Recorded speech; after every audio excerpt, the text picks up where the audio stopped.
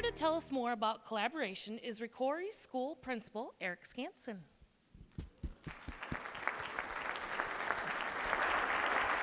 Thanks, Kim.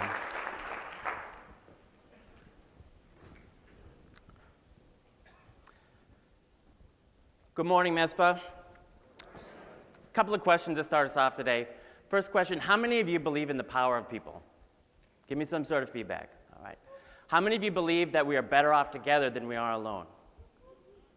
Okay. How many of you just didn't raise your hand because I saw you? The rest of you can go. Those people, you need to stay up front, okay? So here's what we're going to talk about today. Here's something that I believe in. I believe that human beings are social collaborative creatures, right? And we have this desire, this social curiosity to work together, to play together, to be together. If you think about it, think about the things that we've done because of that social curiosity. We've built incredible structures together. We solve incredibly complex problems together, right? We cure insatiable diseases together. And it's that social curiosity that drives us.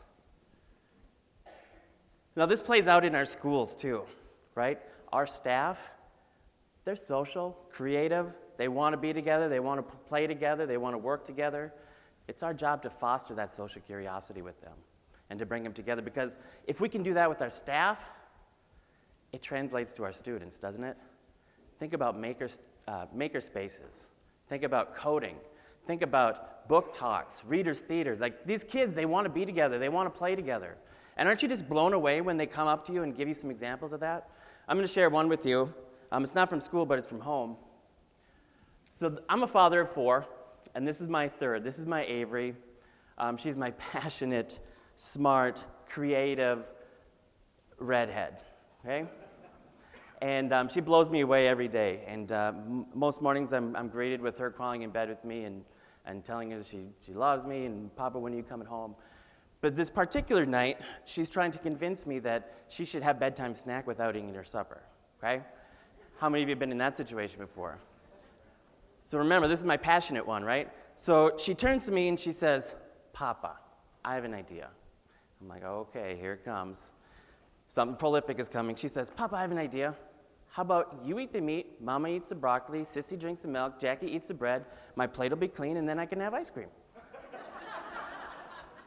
Now, I appreciate her problem solving and her idea of teamwork here, but I will tell you that this collaborative relationship did not work out for her, okay? Now, as adults, we want collaborative relationships to work out in our buildings, don't we? Because everything that has happened of worth as a human species, if you think about it, has come together because of some sort of collaborative process. And we're no strangers to this word, right? We throw it out there, but we should collaborate more. Let's get everybody together, let's collaborate. It's an innovation, right? It's a solution to everything. I'm here to challenge you on that today.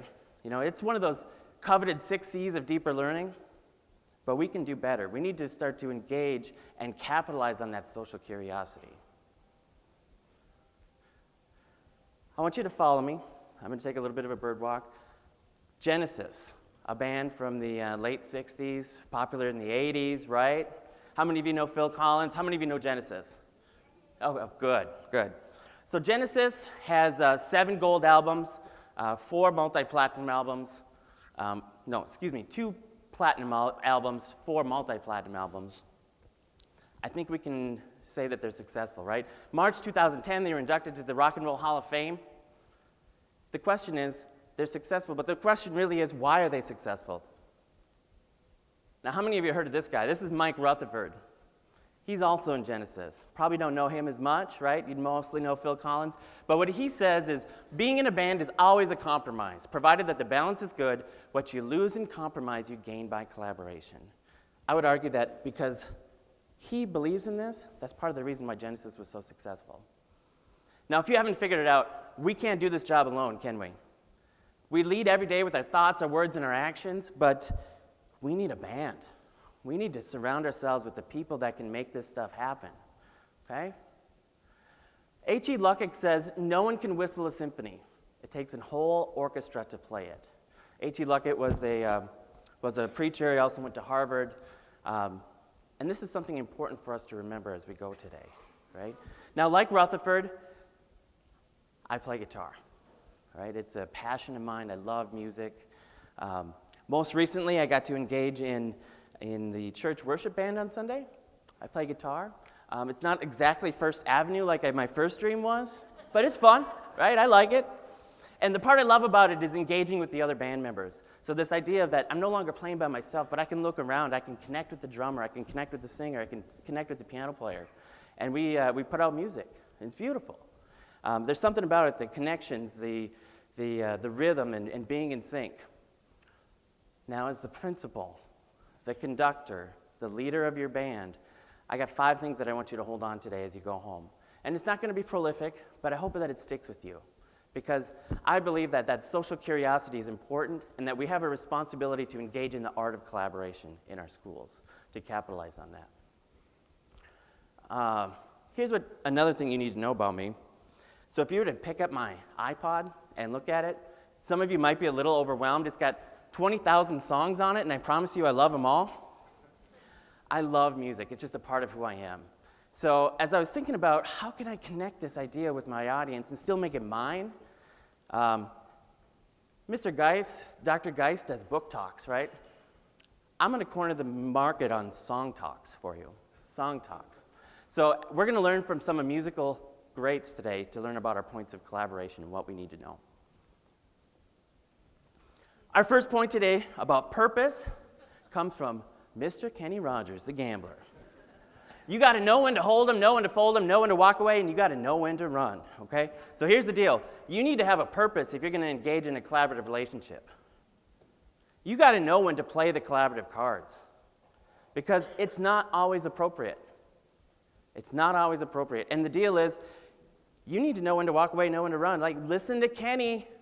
I promise you there's going to be a time where you should step back and not engage in that. Because if you engage in bad collaboration, if you don't have a purpose or a mission or a vision for it, it's going to end up in bad collaboration. And here's the deal. It's actually been shown that bad collaboration is worse than none.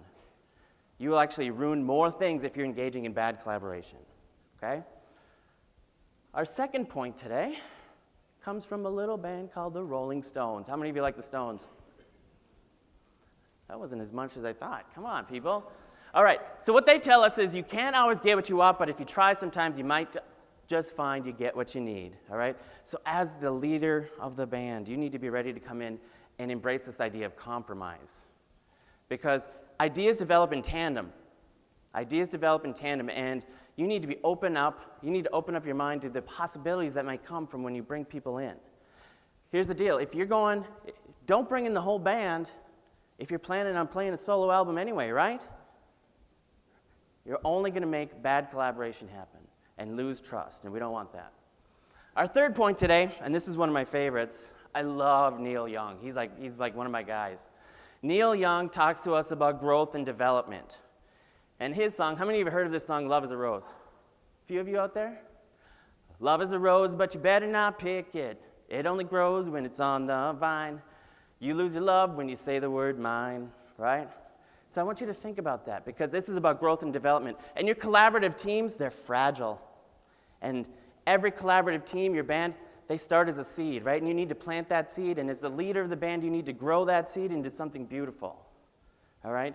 And the one way to wreck that is when you're not focused on your partner's needs. When you focus on your needs in that collaboration, when you say the word mine, it's all over, okay? No band starts at Madison Square Garden on the first night.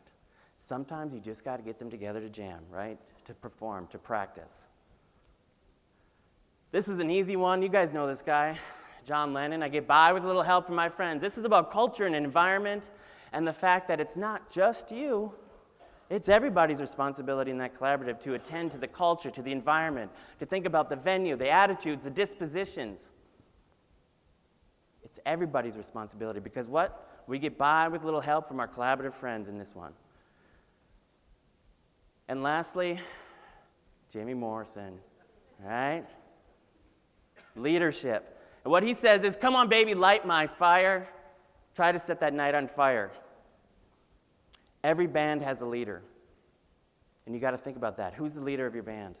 because it's leadership that lights the collaborative fire. It's leadership that attends to the vision and the purpose. It's leadership that attends to the culture and the environment.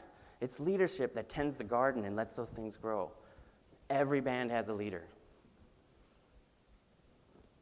When you put them all together, purpose, compromise, culture and environment, growth and development, leadership, I promise you have a recipe for success there.